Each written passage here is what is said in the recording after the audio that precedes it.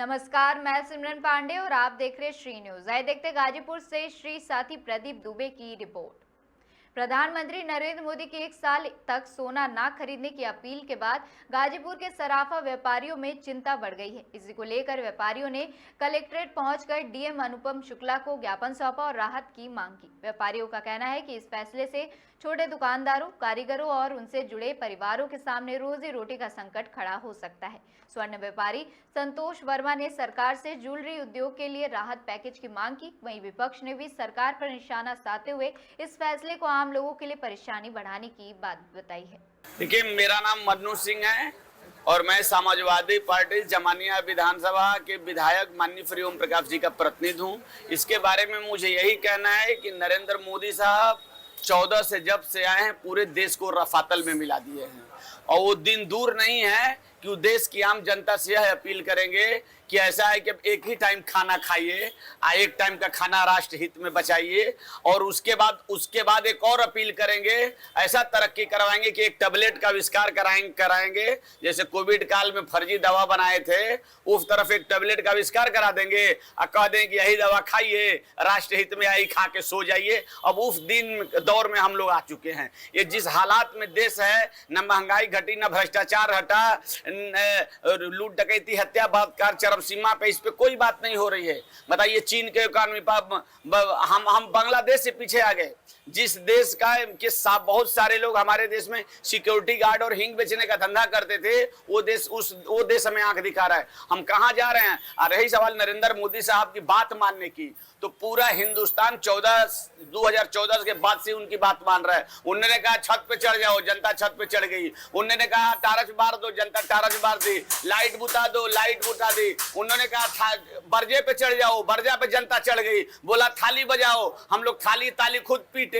बदले में क्या मिला? गंगा में बहती हुई लाशें। जितनी गंगा में मछलियां नहीं तैर रही थी, उतना मरा हुआ इंसान तैर रहा था। तो नरेंद्र मोदी साहब को इससे कोई मतलब नहीं है कि देश कहां जा रहा है, कहां नहीं जा रहा है। उनको मतलब है कि अगला चुनाव हम कैसे जीते, इसी पर देश चला रहे हैं। और सराफा वो बहुत जल्द शादी ब्याह, ये बताइए, कह रहे हैं हमारे पूरे हिंदुस्तान के सराफा व्यापारी उच्चाधिकारियों के पास जाकर के कह रहे हैं, मैं उनसे सहमत हूं। अपने पूरा काफिला में कटौती कुछ नहीं, पूरा विदेश यात्रा 24 घंटा। जितनी देश की इकोनॉमी, छोटे देश की इकोनॉमी होगी, उतना तो उनका 14 से लेकर अब तक का विदेश दौरा का पैसा हो गया। अब बताइए, सोना न खरीदें तो गरीब बेटी की माँ बाल का मंगलसूत्र कहां से आएगा? ये तो शादी ब्याह बंद करा देंगे। इनके हिसाब से तो कोई शादी ब्याह नहीं करेगा। तो ये पूरे देश को बर्बाद कर चुके हैं। इनके पास कोई मिशन नहीं, कोई विजन नहीं, कोई प्लान नहीं। जो विभाग नहीं संभल रहा है, उस विभाग को प्राइवेट करके बेच दे रहे हैं। इनका यही धंधा है। मैं संतोष वर्मा, महामंत्री सराफा व्यापार मंडल गाजीपुर। अभी हमारे देश के आदरणीय प्रधानमंत्री जी ने स्वर्ण व्यवसायियों और सभी देशवासियों से अपील किया कि आप लोग 1 साल तक सोने की खरीदारी कम करें।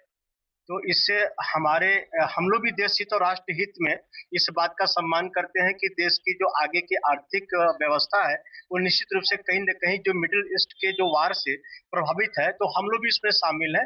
तो राष्ट्र हित में ये कदम बहुत अच्छी बात है, पेट्रोल डीजल का कम उपयोग हो, सोना की कम खरीदारी हो।